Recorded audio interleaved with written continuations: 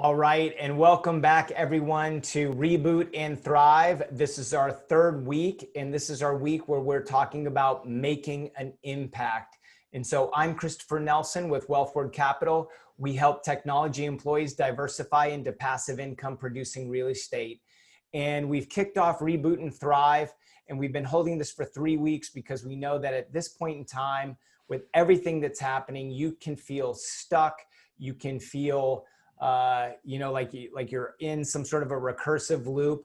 We want to help you get unstuck, and we want to bring experts and have conversations of how you can thrive now.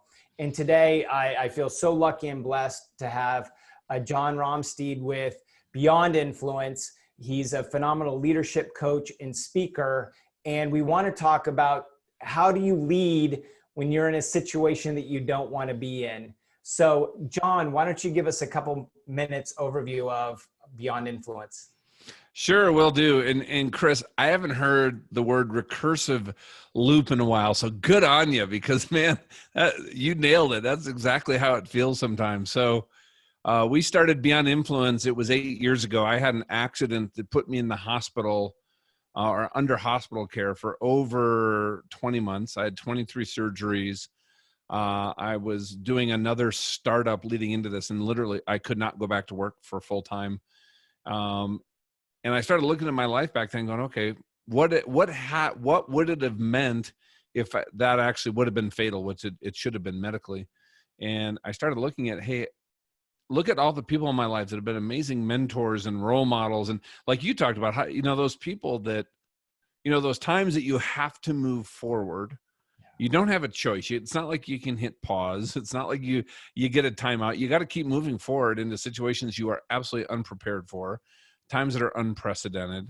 But we have those people in our life that are those mentors, that coach, that mom, that dad, somebody, a business partner, somebody in the youth group. I don't know what it is, but I think we've all had them. And I'm like, you know what? That's what leading Beyond Influence is. That's where we came from. Like, how do we be those people that have such a powerful, positive influence and impact in the lives of others that they then go do that for other people who we don't even know? And so that was kind of the core of our whole leadership philosophy. And it's about, who are we as leaders? Because I think the why, the what, and the how that everybody focuses on, while they're important, I could literally take your best stuff and not get a fraction of your results, Chris. Right. Unless I really understood who I was at my best and start moving toward that. But anyway, so that's a little bit about Beyond Influence. I've been married for 30 years to my best friend. We got 3 kids. They're all here with my daughter-in-law in my house with our 2 dogs and my grandson. And I got to tell you, that part of this whole journey has been a blast because we have reconnected in a way that is phenomenal. Business right now is absolutely zero cash flow with just the way our business was structured. Yeah. So there's a lot going on there. So yeah, we kind of got the, we got, the good, the bad, and the other all wrapped up together. Well, and I think that you have such a great perspective on this. And as I've listened to some of your talks and some of your stories, you mention, and there's been points in your life, whether it was the accident or I remember your career as a pilot talking about, your first takeoff off of the aircraft carrier, where you chose to lead, you chose to be in those situations, but then you didn't want to be in those extenuating circumstances that were outside of your control. And I think that, where I want to spend the time today is, what is the mindset, or how do we need to really focus inwardly? What is the work that we need to do to know that we can be our best right now in these situations, and we can move forward? Well, yeah, I mean, I'm old enough. Like after I got out of the Navy, Chris, I had started a tech company, 80 hours a week. It was a software company, and we got wiped out by the internet bubble. I was worth $17 million in stock back in the fall of 99. And then it was not only gone, but I was 6 figures in debt 90 days later.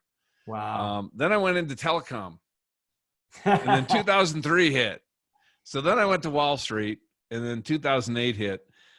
So I've been through market cycles, and I think it feels like, with everything happening in the economy, this is going to be something that I think has longer legs than people realize. And even if the economy rebounds as quickly as we all hope, it is going to create permanent change to how we do business, what we do, how we communicate, how we travel, how we do meet. I really do think that. And looking back, I think on all these different points, one of the most powerful things has been in my life, I think, as I've gone through all these different things. You talk about that first flight into combat, because I do. I was in Navy F-14 pilot. Top Gun, that movie had come out when I was in college, and I'm like, I'm going to do that. And through incredible mentorship, honestly, it's a whole nother story. I don't think we have time, but I was able to get there because of mentorship of both students, my peers, some instructors, my dad. And I remember that I'm sitting there on the front of the catapult, and they're about to launch. This is my first flight to go into Iraq. This is during Desert Storm.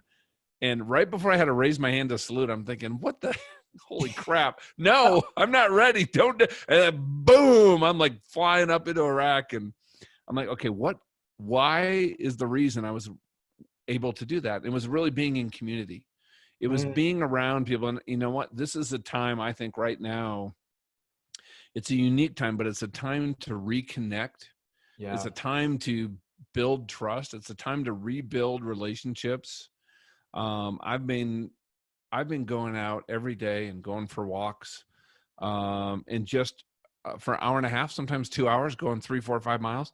And the whole time, but either I'm completely quiet and I just need a little margin time for myself. Right. Chris, or I'm just on the phone with people checking in. Yeah. And I got to tell you, for me, every time I, help somebody else, focus on them and take the focus off myself. Yes. Not only do I learn something that helps me, but it just changes my mood and my mindset and kind of just my energy when I can kind of serve somebody else. So that's a big part for me. What have you found in that? Well, it's interesting. I have found a lot of the same thing. So, and I actually had a guest on Friday, Omar, who he started a startup company called Skippy Doo, and it's really all around how do you rediscover play and playing with your kids. And I'd had it on I don't have New Year's resolutions, but I have long-term annual goals, and it was really to rediscover playing with my wife, because we have young boys. We have a 7-year-old, 5-year-old twins. So it's just really intense. And I felt like, gosh, we used to dance. We used to go to concerts and do all this stuff.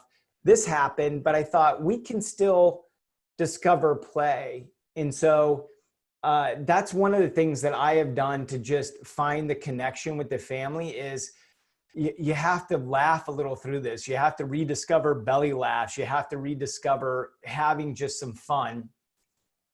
But like yourself also, my sister is a small business owner, and her business is a catering company and cooking school, and it's just getting hammered. And I really thought she started off doing cooking live events where she would have, 300 people and do these cooking shows. And I thought, I want to help her take it online. And so as I've leaned in and really tried to help her, exactly what you just said, like I'm out of my head, I'm out of my problems, I'm feeling good about helping somebody else. And I'm finding the more that I do make those calls, get out of myself, it gets me in a headspace. So when I do have to go and sit down to my screen and look at my work and what I have to address, I'm feeling good and I'm feeling positive. And I think that to me fundamentally is a baseline that says, okay, now I can move forward off of that foothold, if that makes sense. Yeah, no, 100%. Right. And here's the other thing too. I think as I look back on every single one of those times, everyone had kind of a start, a middle and an end. Yeah. And here's something I had to, think back on. And this is something I've talked to my team about and my clients, is that during this period of time right now, we're going to look back on this period. And I believe right now, we have an opportunity to show up as the best version of ourselves and focus on other people. Now, a lot of us, we have to get work done. I think there's companies that are kind of in three different areas. Ones that have just been absolutely devastated by what's happening. Yeah. Other companies on the other end of the spectrum are never had so much work because of what's happening. Yes. But there's a ton of us right in the middle where, you know what, we're trying to keep employees. That's what I'm trying to do. We're trying to figure out what we're going to do with cash flow, customers. We're not doing any new sales right now. Our entire focus is how do we go out and serve our folks, people that we know, clients, past clients, our community in a way that just adds value to them. We're not billing for anything like that. That's just what we've chosen to do. But here's what's going to happen is we're going to look back on this, Chris, and there is no status quo. Right. If we look at our relationships, me as a father, as a husband, as a friend to people in my community, as a coworker, things are, so if I look at relationships, business processes, things are either going to improve and get better, or they're going to decline. And people are going to remember how we showed up during this period of time. So I think it really is a great opportunity. Like for me, like we have our whole family here underneath the roof, and something I'm incredibly grateful for, because we've made it a focus as a family. We've even talked about this can be difficult. It's been a month. It's me, my 3 boys, my daughter-in-law, my grandson. I mean, there's 7 of us here, and my 2 dogs. But we are cooking together every night. We are playing games, board games. We're watching movies. We're going for walks. I got to tell you, when this is over, this aspect of it, I am going to miss. Because I know, and I told my family, we're going to set a goal here. As we move through this, we want to, as a family, look back on this period of time and say that was where everything in our family got so strong, so full of love, so like we developed friendships that are going to last us not only our whole lifetime, but be something we can model from to have amazing relationships and friendships outside of our family more than we even do now. And so we kind of set a goal as a family about how we're going to walk through this. And I think that's been really important for us. Well, and I think so. I 100% agree is setting that vision for your family, because at the end of the day, and this is one of the things when I kicked off this whole series, we have a choice. I can't choose what glasses I wear, but we can choose what lenses we're going to look through this. Is this going to be an opportunity, and we can do something different and make changes? Our calendars have been blown up, right? Everything, to your point, the old normal has been blown up, and we have a new way that we can show up. We have extra time that has come in that's been taken out of the commute or other things. How are we going to choose to show up? And I really like, what you say, how are we going to bring our best self forward to this? Yeah. And I think another element you talked about, right? How do we lead in, I guess, such uncertain times, right? When there's so much ambiguity. I got to tell you, just in part of the way I'm wired, right? If I, especially when there's this much uncertainty. Yeah. If I really start thinking, hey, what does it look like 6 months, 12 months, 18 months, right? And I can start painting all these different scenarios. And I think it's really important, especially if you have a team out there. If you're in business right now and you have a team and you're looking at, hey, what does it look like in 4 or 6 months? You should actually be also whiteboarding. Hey, what does it look like if this is longer than we expect, and it takes 3 to 4 months, or it takes 6 to 8 months? We should be looking at all these different scenarios, because for most of us, though, our destination, where we're going, why we're doing what we're doing, that has not changed. But maybe what we're doing and how we're doing it needs to change in the interim. But what's worked for me to be able to, I think, do my best work is to bring, and a lot of this has to do, Chris, also with my faith. That's just important with kind of who I am and how I do things, but it's really bringing things back to the present. So I am focused on, hey, what is it that I need to do today? What is my best work that I can do today, even though I don't know if it might be the right decision? I don't know if it's the right answer. So being in community, having mentors, but when you're leading a group or you're part of a group, I think it's John Maxwell's definition of leadership. It's when you have a positive influence or positive impact on at least one other person. So if you find yourself on a remote team and you were just onboarded right as this was happening, guess what? You can have a positive influence on somebody in your world, either family or a coworker. Maybe they're having a rough day, and that is you being a leader. But I think when I pulled everything back and said, okay, what is that one thing or two things that I need to focus on today that can, I believe, help move me? Because what that did, Chris, getting through my accident, getting through business challenges, big ones in the past, losing everything when that happened, was the thing that kept me moving forward was hope. And I had to choose. It was almost a conscious choice to believe that tomorrow had the potential, because it wasn't always true, but it had the potential of being better today. And that next month could be better than this month. And next year, well, especially when you got that long, next year is definitely gonna be better than this year. Right? If it's not, then oh boy, we got a whole nother set of problems, right? But I think honestly, it was that context that helped really, I think, keep me grounded, help me lead in times of uncertainty, go to my team and just be real and say, guys, I don't have the answers. I hope you don't expect me to have the answers. But together, we are an amazing group of people. And you know what? We're going to figure out what that next small step is together, what our strengths are, and who should be working on different parts of this. And you know what? And then hope for the best. And if the best doesn't happen, we'll deal with that when we'll all cross that bridge together. Right. Not alone when we get there. And that's how I've had to think about it. And I think there's so much to that. There's so much to what you just said, is if we're centering on hope and being hopeful, and that's the choice that we're making. And I think all of us, whatever helps center us around, hope, faith, beliefs, other things, so important. But then being present in that and saying, okay, I'm going to choose to be hopeful. And then, moving forward from that, I think is really powerful as leaders for what we can bring to our teams. And it's also leading families, right? I think that there is all of us parents that are at home right now, I think there are different ways. In fact, I was really thrilled yesterday. So we live out in the wilds of Austin. So we have a little space so we can walk down the streets and neighbors are on the other side. So we can, yell at each other in the evenings. And one of the neighbors was asking my boys, like, what do they think about this time not being at school? And I was curious because nobody outside of mom and dad had asked them that, what their reply was going to be.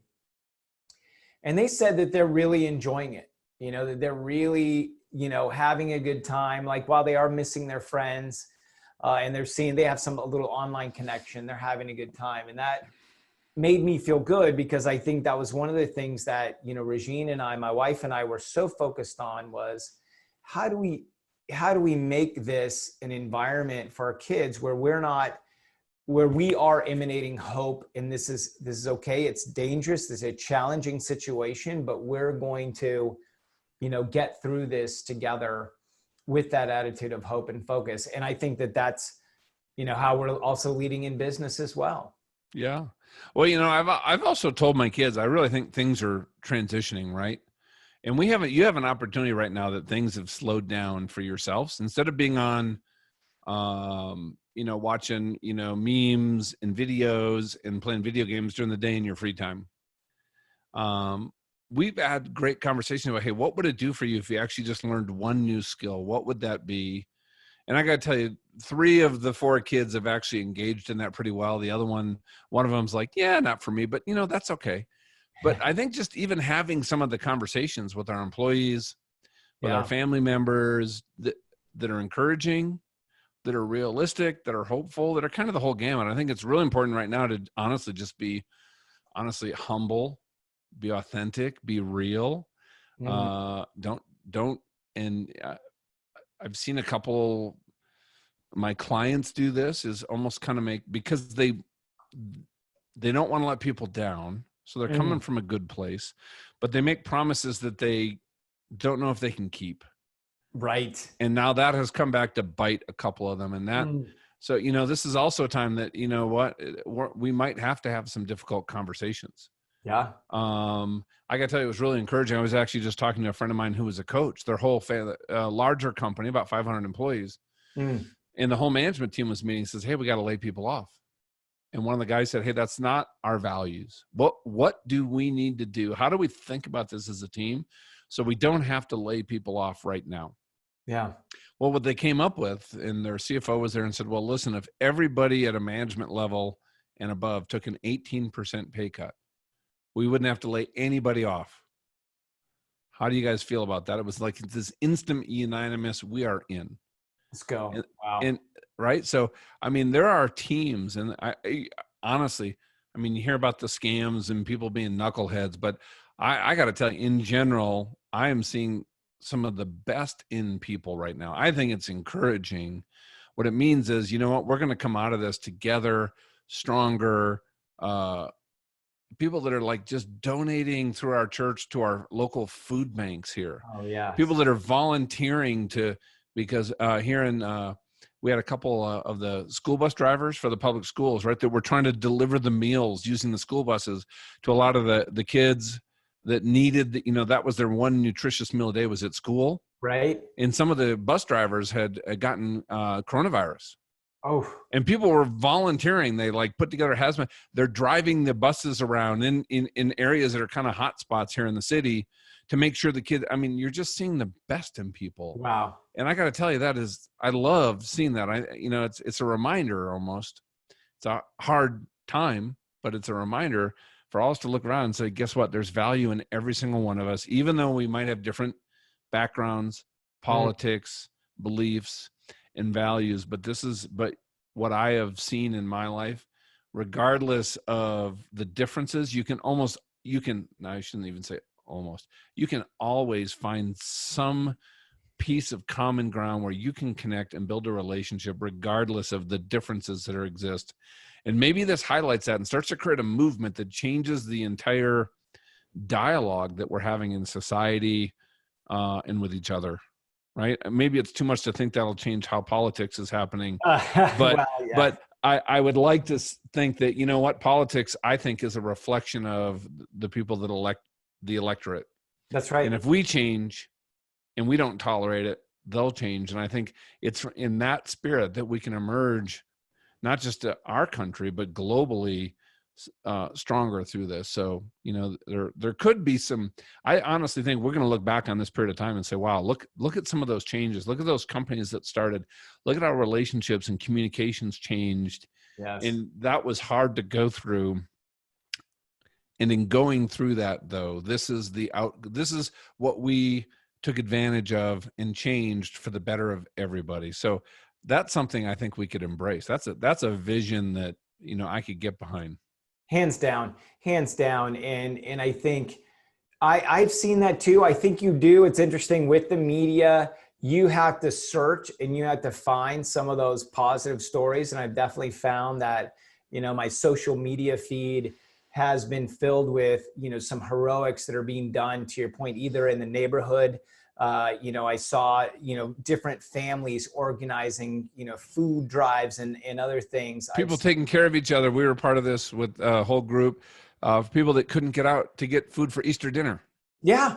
Yeah. And, right? they're going and they're leaving it. Okay. Then people come and grab it.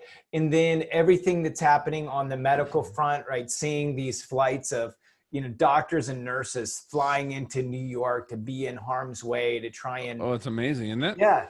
And I agree with you in the sense that these events like this, there's never been a pandemic of this proportion globally before that's been so rapid and transformative to impactful. And we're not going to be the same after this. And I am actually waiting to hear the amazing stories of hope that come out of this and encouragement of how people lean in and take care of each other. Because there's some that we haven't heard to this date, but people are doing amazing things. And that to me is a foundation that we as leaders can look at those stories and think, okay, what can I think that what you said, the encouraging, hopeful, realistic, humble, authentic, and real, those are, values that we can keep just right and touch those we can definitely impact how we're leading right now. Yeah, completely. And you know what? I think a lot of those, when you're hearing them, like the frontline workers, first responders, the medical professionals. My wife's best friend is a nurse practitioner in New York.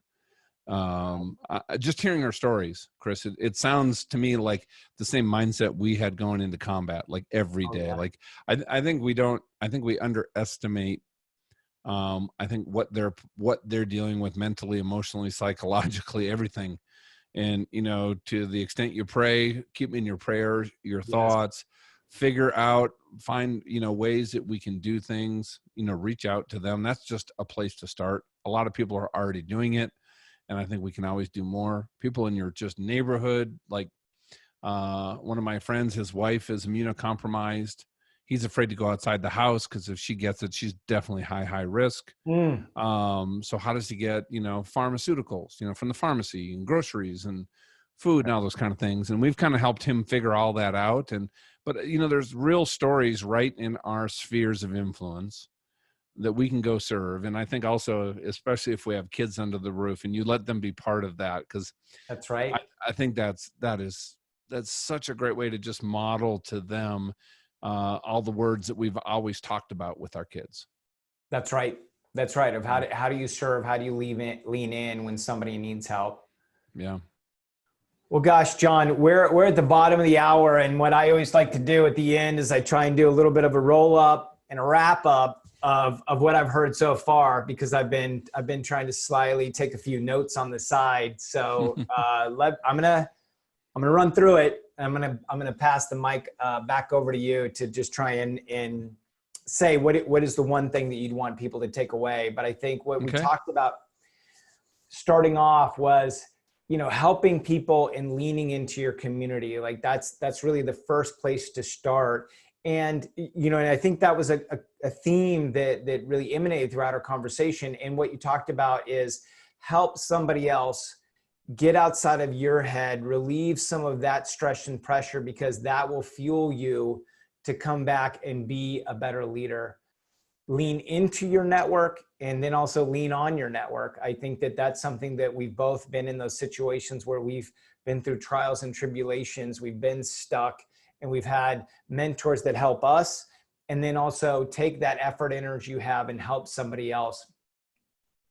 And think about staying present and saying, what is the best version of myself that I can be today? And how can I show up for others? If that's my family, who I'm with, or if that's also, in my work environment as I'm working remotely, and I think what we talked about too is right now, when we're in this situation, it is truly I don't know what you call it, Occam's razor, I guess, where we're either going to be on one side or the other. It's hard to be mediocre in these times. You're either going to be improving and things are going to get better for your business, for your family life, or things aren't. And that's where I think we have a choice. And when we talk about leading in uncertain times, there is a lot of uncertainty. Let's be present. Let's understand what's the best work we can do today. Let's emanate from our belief system. What is the hope that tomorrow has the potential, not guarantee, has the potential to be better. Let's embrace being encouraging, hopeful, realistic, humble, authentic, and real, because there's a value in every one of us, and our job is to see the best in people and to help pull that out today. That's what I got. That was awesome summary, man. Yeah. Thanks. That's one of my superpowers is synthesization or synthesizing things. So that's where I tend to get the most props, is at the end I can do the 2-minute wrap up. Yeah. Well, thank you for that. And I think, if I even distill that down even further, right, you have the external, right, the outer game. And what I've come to learn is that the inner game determines that outer game. Right. And so as you're working on your own thoughts and trying to do what you can do to take care of yourself and be healthy, it takes those external things, friends and families. But I would also, I guess, end on this too, because I think a lot of people are struggling too, Chris. And if you do feel from that mental perspective, depression, anxiety, anything like that, you know what, reach out. I'll just tell people right now, I've had to work with a therapist a couple times Sure. as a fighter pilot and tech entrepreneur and all these things I've had to do. When I share that with some people, they're like, oh, you're okay to say that? I'm like, yeah, because you know, if you break your ankle, you break your leg, you're going to go to the doctor and get a cast, right? Yep. So I would just tell people is, you know, this is an environment where we can all take care of ourselves if we see it in others, but also if we, I think, serve each other, lift each other up, and really focus on also, you know, some self-care as we live life, as we lead, as we, you know, play the role that we have to play in our world right now. We can. That is why I think hope is real. It's not a false hope. It's a real hope, because I have no doubt, I have zero doubt that, you know, that the future will be better than today. I just don't know if tomorrow exactly would be defined that way. How's that? That's great.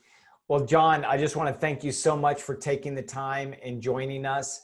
And you can reach and look for John at beyondinfluence.com. And for us here at Wealthward, we just encourage you, please subscribe to our YouTube channel. All of the videos for the last 3 weeks will be there. You can access those. And also please, you know, like our Facebook page. Thank you so much for joining us today, John. We really appreciate the time, and you take care. Yeah. Thanks for having me on. You're awesome. Thanks.